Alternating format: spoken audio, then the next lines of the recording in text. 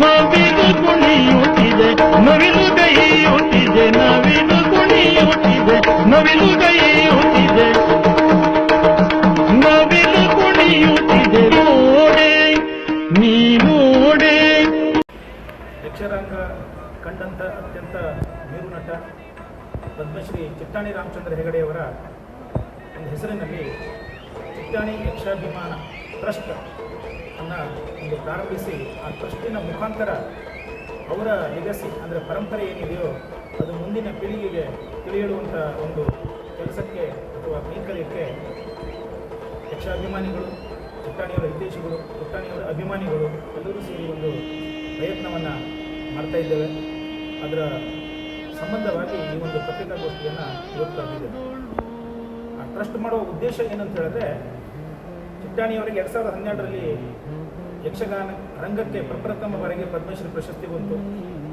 2017ರಲ್ಲಿ ಅವರು ನಮ್ಮನ್ನು ಅಗಲ್ತಾರೆ.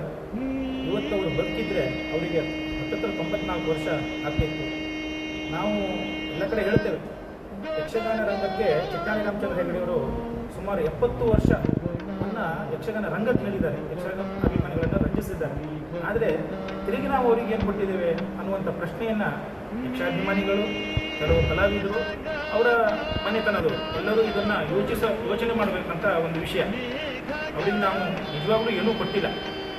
ಆದ್ದರಿಂದ ಅವರ ಸ್ಮರಣಾರ್ಥ ಏನಾದರೂ ಒಂದು ಕಾರ್ಯಕ್ರಮವನ್ನು ಮಾಡಬೇಕು ಅಂದರೆ ಅವರ ಹೆಸರಲ್ಲಿ ಒಂದು ಪ್ರಶಸ್ತಿ, ಅವರ ಹೆಸರಲ್ಲಿ ಒಂದು ರಂಗ ಸ್ಥಳನೋ ಅಥವಾ ರಂಗ ವೇದಿಕೆಯೋ ಮಾಡುವಂಥದ್ದು, ಕೆಲವು ಯುವಕರನ್ನು ಯಕ್ಷಗಾನವನ್ನು ಕಲೀಲಿಕ್ಕೆ ಪ್ರೇರೇಪಣೆ ಮಾಡುವಂಥದ್ದು, ಹೀಗೆ ಕೆಲವೊಂದು ಯೋಜನೆಗಳಾಗಿ ಮಾಡಬೇಕು ಅನ್ನೋ ಉದ್ದೇಶದಿಂದ ಈ ಒಂದು ಟ್ರಸ್ಟ್ ಮಾಡುವಂಥದ್ದನ್ನು ನಾವು ಮಾಡಿದ್ದೇವೆ. ಇದಕ್ಕೆ ಪ್ರಮುಖವಾಗಿ ಅವರ ಕುಟುಂಬದ ಸಹಕಾರನೂ ಬೇಕಾಗ್ತದೆ. ಯಾಕಂತೇಳಿದ್ರೆ ಅವರ ಕುಟುಂಬದ ಸಹಕಾರ ಇಲ್ಲದಿದ್ದರೆ ಈ ಒಂದು ಕೆಲಸ ಮಾಡುವುದು ನಮಗೆ ಬಹಳ ಕಷ್ಟ ಆಗ್ತದೆ. ಆದ್ದರಿಂದ ಅವರ 3 ಮಕ್ಕಳು ಸುಬ್ರಹ್ಮಣ್ಯ, ನಾರಾಯಣ ಹೆಗಡೆ ಮತ್ತು ನರಸಿಂಹ ಹೆಗಡೆ ಅವರು ಇಲ್ಲಿದ್ದಾರೆ. ಮತ್ತು ಅವರ ಮನೆತನದ ಮತ್ತೊಂದು ಕುಡಿ ಅವರ ಮೊಮ್ಮಗ ಚಿಟ್ಟಾಣಿ ಕಾರ್ತಿಕ್ ಅವರು ಕೂಡ ಇಲ್ಲಿದ್ದಾರೆ. ಯಾಕಂತ ಹೇಳಿದ್ರೆ ಅವರ ಪರಂಪರೆಯನ್ನು ಅವರೇ ಈಗ ಮುಂದುವರಿಸಿಕೊಂಡು ಹೋಗುವಂಥ ಗುರುತರ ಜವಾಬ್ದಾರಿ ಅವರ ಮೇಲಿದೆ. ಇಲ್ಲಿ ಹಿರಿಯರಾದಂಥ ಕೆಲವರು ಕಲಾವಿದರು ಕೂಡ ಇದ್ದಾರೆ. ಅವರೆಲ್ಲರ ಸಹಕಾರದಿಂದ ಮತ್ತು ಅವರ ಒಂದು ಹೇಳಿದೆ ನಿಮಗೆ, ಚಿಟ್ಟಾಣಿ ಪ್ರಶಸ್ತಿ, ಒಂದು ಪುತ್ಥಳಿ, ಒಂದು ಹಾಲು, ಒಂದು ಸ್ಮಾರಕ, ಅವರ ಪ್ರಶಸ್ತಿಗಳು ಬಂದಿರುವಂಥದ್ದನ್ನು ಒಂದು ಕಡೆ ಚಿಟ್ಟಾಣಿಯವರಿಗೆ ಪದ್ಮಶ್ರೀ ಬರೋದರಿಂದ ಯಕ್ಷಗಾನ ರಾಷ್ಟ್ರ ಮಟ್ಟದಲ್ಲಿ ಒಂದು ಗೌರವವನ್ನು ಗಳಿಸಿತು ಮತ್ತು ಗಮನವನ್ನು ಸೆಳೆಯಿತು. ಪ್ರಪ್ರಥಮವಾಗಿ ನಮ್ಮ ಜಿಲ್ಲೆಗೆ ಪದ್ಮಶ್ರೀ ಪ್ರಶಸ್ತಿಯನ್ನು ತರುವುದರ ಮೂಲಕ ಯಕ್ಷಗಾನ ರಂಗಕ್ಕೆ ಬಹಳ ದೊಡ್ಡ ಕೊಡುಗೆಯನ್ನು ಕೂಡ ಚಿಟ್ಟಾಣಿಯವರು ನೀಡಿದರು. ನಮ್ಮ ಹೆಮ್ಮೆಯವರು ಈ ಯಕ್ಷಗಾನ ರಂಗ ಗುರುತಿಸುವಂಥ, ಗೌರವಿಸುವಂಥ, ಅನುಕರಿಸುವಂಥ ಬಹಳ ದೊಡ್ಡ ವ್ಯಕ್ತಿಯವರು.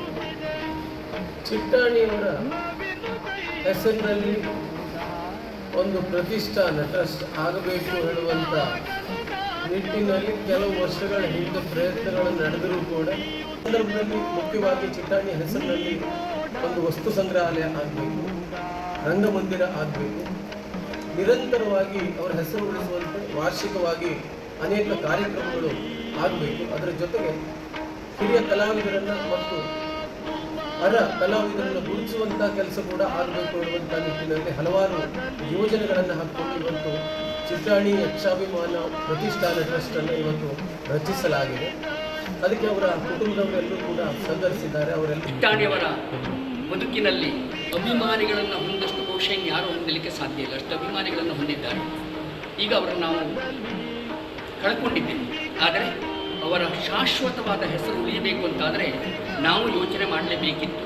ಈಗ ಅಭಿಮಾನಿಗಳೇ ನಮ್ಮನ್ನು ಎಚ್ಚರಿಸಿದ ಅಂತ ಹೇಳಿದರೆ ಖಂಡಿತವಾಗಿಯೂ ಭಾಳ ಸಂತೋಷ ಆಗಿದೆ. ಚಿಟ್ಟಾಣಿ ಯಕ್ಷಾಭಿಮಾನ ಪ್ರತಿಷ್ಠಾನದ ಗಣ್ಯರ ಒಟ್ಟಿಗೆ ನಮ್ಮ ಕುಟುಂಬ, ನಾನು ಸುಬ್ರಹ್ಮಣ್ಯ ಚಿಟ್ಟಾಣಿ, ನನ್ನ ತಮ್ಮ ನಾರಾಯಣ ಚಿಟ್ಟಾಣಿ, ನರಸಿಂಹ ಚಿಟ್ಟಾಣಿ, ನನ್ನ ಮಗ ಕಾರ್ತಿಕ ಚಿಟ್ಟಾಣಿ, ನಾರಾಯಣನ ಮಗ ಮತ್ತು ನರಸಿಂಹನ ಮಗ, ಇಡೀ ನಮ್ಮ ಕುಟುಂಬವೇ ಅವರೊಟ್ಟಿಗೆ ನಿಂತು ಆ ಕಾರ್ಯಕ್ರಮ ಆಗುವುದಕ್ಕೆ ನಾವು ಬೆಂಬಲವನ್ನು ಕೊಡಬೇಕು, ನಾವು ಶ್ರಮಿಸಬೇಕೆಂಬಂಥ ನಿರ್ಧಾರಕ್ಕೆ ನಮ್ಮ ಕುಟುಂಬದಿಂದ ಬಂದಿದ್ದೇವೆ.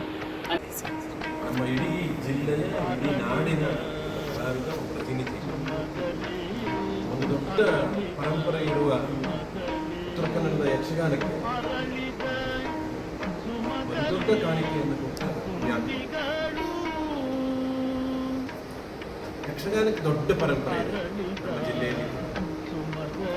ಅದರ ವಿಶೇಷತಃ ಚಿಟ್ಟಾಣಿಯವರ ವೈಯಕ್ತಿಕವಾಗಿ ಅವರ ಮನೆಯಲ್ಲಿ ಹೀಗೊಂದು ಪರಂಪರೆ ಇರಲಿಲ್ಲ. ಆದರೆ ಅವರು ಒಂದು ಪರಂಪರೆ ಸೃಷ್ಟಿ ಮಾಡಿ ಹೋಗಿದ್ದಾರೆ. ಅದು ಯಾವುದು ಅಂದರೆ, ತನ್ನ 2 ಜನ ಮಕ್ಕಳನ್ನು ಅದಕ್ಕಾಗಿ ಮೀಸಲಿಟ್ಟು ಒಂದು ಪರಂಪರೆ ಶುರುವಾದದ್ದು ಹಾಗೆ, ಒಬ್ಬರಾದ್ಮೇಲೆ ಒಬ್ಬರು. ಅವರ ಮೊಮ್ಮಗ ಕಾರ್ತಿಕ ವರ್ತಮಾನ ಕಾಲದಲ್ಲಿ ತುಂಬ ಹೆಸರು ಮಾಡಿದ ಒಬ್ಬ ಕಲಾವಿದ. ಇದು ಹೀಗೆ ಮುಂದುವರಿಯುತ್ತದೆ ಅಂತ ನಮಗೆ ಭರವಸೆ. ಇಷ್ಟು ಸಾಕೆ. ಯಕ್ಷಗಾನದ ಅಭಿಮಾನಿಗಳಾದ ನಮಗೇನು ಅನ್ನಿಸ್ತದೆ ಅಂತಂದ್ರೆ, ಇವರು ಮನೆತನದಲ್ಲೂ ಒಂದು ಗಿರಾಣ ಇದ್ದಾನೆ. ಇದಾಗೇನೆ ಚಿಟ್ಟಾಣಿಯವರೊಂದು ಗಿರಾಣೆ ಆಗಬೇಕು. ಈ 3 ಜನ ಕಲಾವಿದರಿರುವುದರಿಂದ ಈ ಪರಂಪರೆಯನ್ನು ಮುಂದುವರಿಸುವುದಕ್ಕೆ ಎಲ್ಲವರಿಗೂ ಕೂಡ ಇವರು ಕಲಿಸಬೇಕು ಅನ್ನೋದು ನಮ್ಮ ಅಪೇಕ್ಷೆ. ಇವತ್ತು ಯಕ್ಷಗಾನ ಅಂತಂದ್ರೆ ಬರೀ ಕುಣಿಯೋದು ಅಂತಾಗಿದೆ. ಆ ಸ್ಥಿತಿ ಹೋಗಬೇಕು, ಅದೊಂದು ಅಧ್ಯಯನದ ಕೇಂದ್ರ ಆಗಬೇಕು. ಯಕ್ಷಗಾನ ಸಾಹಿತ್ಯವನ್ನು ಅಧ್ಯಯನ ಮಾಡೋವರೇ ಇಲ್ಲ ಅಂತ ಸ್ಥಿತಿ ಆಗಿದೆ. ತಮ್ಮ ಪಾತ್ರಕ್ಕೆ ಬೇಕಾದಷ್ಟನ್ನೇ ಓದಿಕೊಂಡು ಕುಣಿದು ಬಂದ್ರೆ ಆಗೋದಿಲ್ಲ. ಅದಕ್ಕೊಂದು ಘನವಾದ ಉದ್ದೇಶ ಇದೆ ಯಕ್ಷಗಾನಕ್ಕೆ, ಒಂದು ಸಂದೇಶವನ್ನು ಕೊಡಬೇಕಾದ ಅಗತ್ಯ ಇದೆ. ಅಂತಹ ಒಂದು ಅಧ್ಯಯನ ಪೀಠ ಕೂಡ ಅಲ್ಲಿ ಆಗಬೇಕು ಅನ್ನುವಂತಹ ಅಪೇಕ್ಷೆ ನಮ್ಮಂತ. ಆಗಬೇಕಾದಾಗ ಅನೇಕ ಪರಾಭವ ಉಂಟಾಯಿತು. ಈ ಪರಾಭವ ಸಂವತ್ಸರದಲ್ಲಿ ಆ ಅಡೆತಡೆಗಳೆಲ್ಲ ದೂರಾಗಿ ಈ ಕಾರ್ಯ ಯಶಸ್ವಿಯಾಗಲಿ ಅಂತ ಆಶಿಸ್ತೇನೆ. ನಾನು ಯಕ್ಷಗಾನ ಆಸಕ್ತನಾದದ್ದೇ ಚಿಟ್ಟಾಣಿ ಜೀವನದಲ್ಲಿ ಆದರೂ ಒಮ್ಮೆ ಚಿಟ್ಟಾಣಿ ಆಗಬೇಕು ಅನ್ನುವ ಬಯಕೆ. ಶಾಲೆ ಹೋಗ್ತಾ ಇದ್ದೀನಿ. ತಿಂಗಳಿಗೆ 2 ಬಾರಿ ಆಗೋದು ಯಾವಾಗ ಅಂದರೆ ಚೌತಿ, ತಿಂಗಳಿಗೆ 2 ಬರ್ತೀನಿ.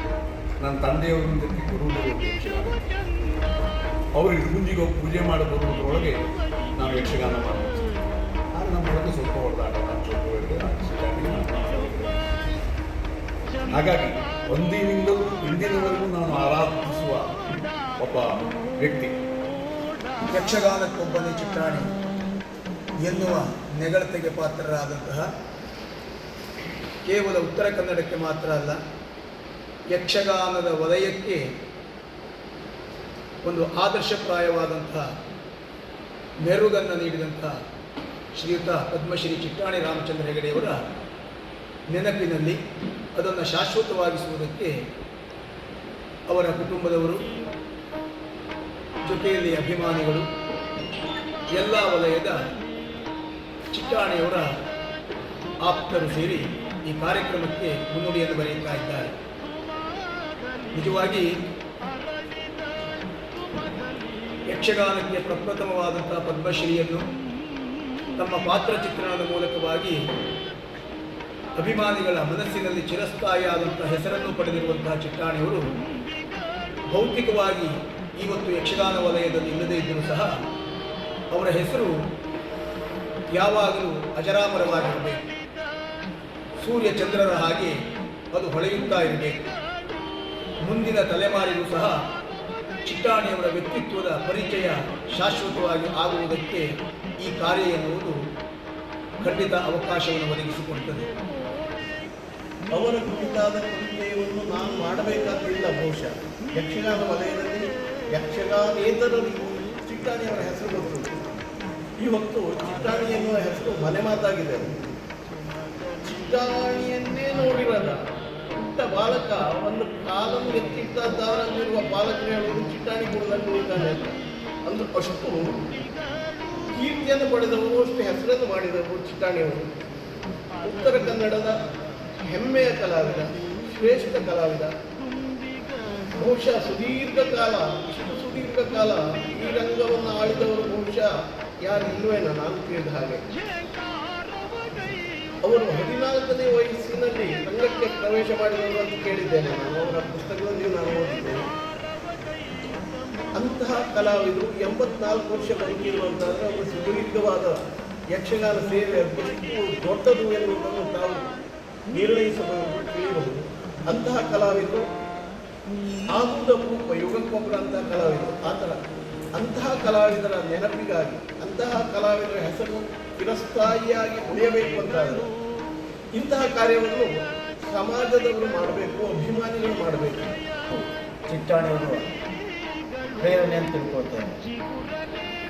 ಅವರ ಅಭಿಮಾನಿಯಾಗಿ ಚಿಟ್ಟಾಣಿಯರೊಂದಿಗೆ, ಚಿಟ್ಟಾಣಿ ಮಕ್ಕಳೊಂದಿಗೆ ಮತ್ತು ಅವರ ಮೊಮ್ಮಕ್ಕಳೊಂದಿಗೆ ವೇಷ ಮಾಡಿ 3 ತಲೆಮಾರಿಗೂ ನಾನು ವೇಷ ಮಾಡಿದ್ದೇನೆ. ಅದು ನನಗೆ ಹೆಮ್ಮೆ ಉಂಟು. ಚಿಟ್ಟಾಣಿಯವರೊಟ್ಟಿಗೂ ಮಾಡಿದ್ದೇನೆ, ಮೊಯ್ಲಿಯನ್ನು ಅವ್ರ ಮಗನೊಟ್ಟಿಗೂ ಮಾಡಿದ್ದೇನೆ, ಹಾಗೆ ಕಾರ್ತಿಕ್ ಅವರೊಟ್ಟಿಗೂ ಮಾಡಿದ್ದೇನೆ. ಹೀಗೆ ಇಡೀ ನಮ್ಮ ಉತ್ತರ ಕನ್ನಡ ಮತ್ತು ಬಡಗು ಬಹು ನಿರೀಕ್ಷಿಸಿರುವಂಥ ಮನೆತನ ಚಿಟ್ಟಾಣಿ ಮನೆತನ. ಆ ಚಿಟ್ಟಾಣಿಯವರ ಸ್ಮಾರಕ ಭವನ ಆದಷ್ಟು ಬೇಗ ಆಗಲಿ.